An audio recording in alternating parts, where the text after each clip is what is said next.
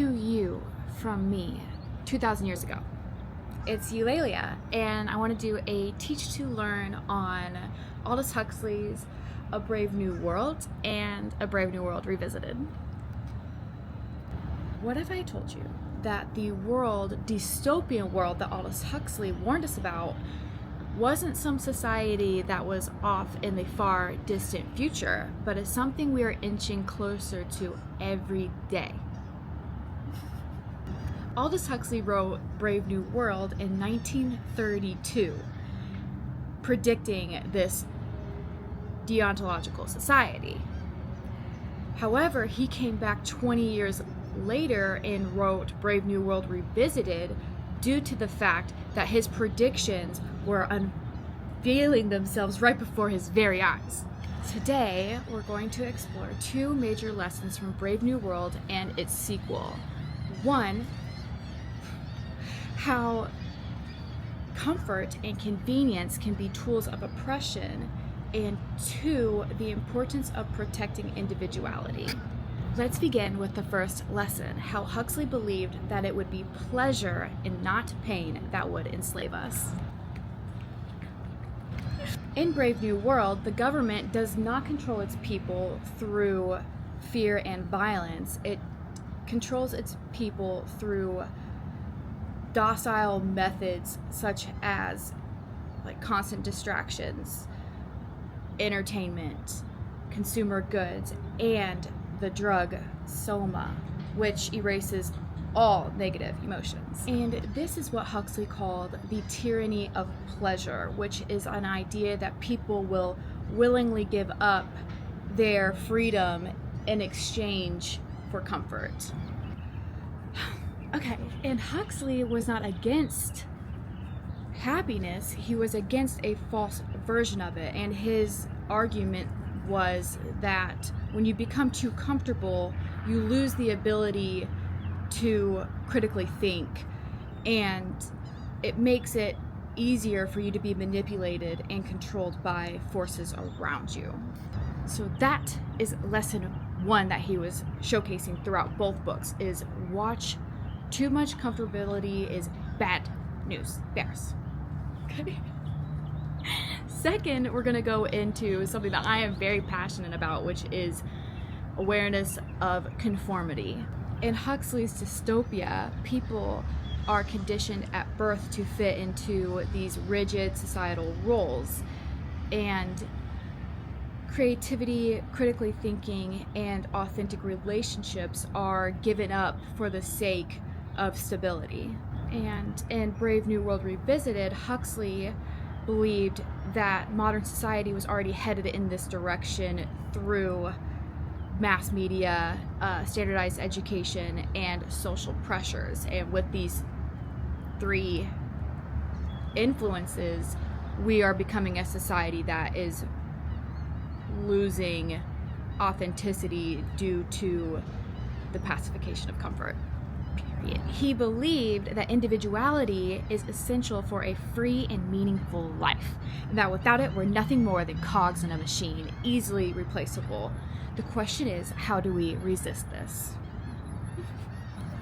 And a big connection to this thinking is, even anything that's like a viral sensation. And I remember whenever, before I was writing the novel, my book, I would scroll, and I would really not pay any attention to any videos that were not less than 1 million views, because I would be like, all right, the masses got me. This is obviously has enough people that it should gain my attention.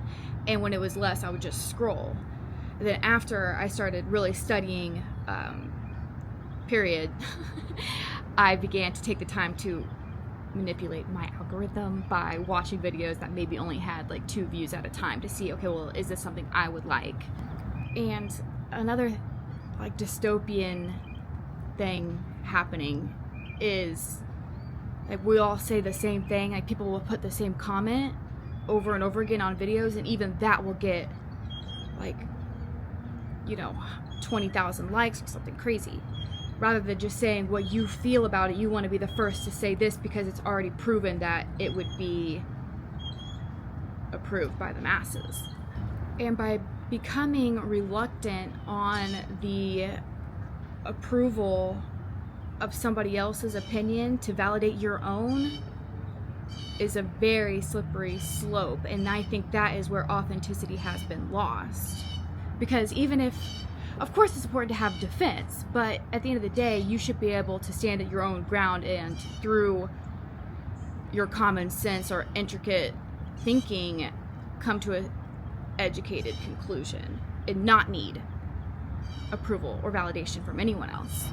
So the book just has like so many themes that, well, one, it's amazing that it was written in 1932 and his predictions so fluidly occurred.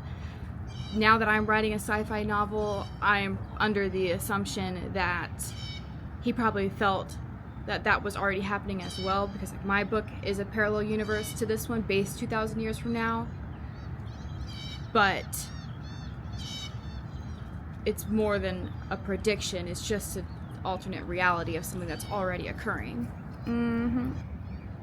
Going into the fact that I'm so passionate about conformity, the awareness of it and the dangers of conformity, one paradox that just like goes in a loop in my head is, we preach a need for standardization and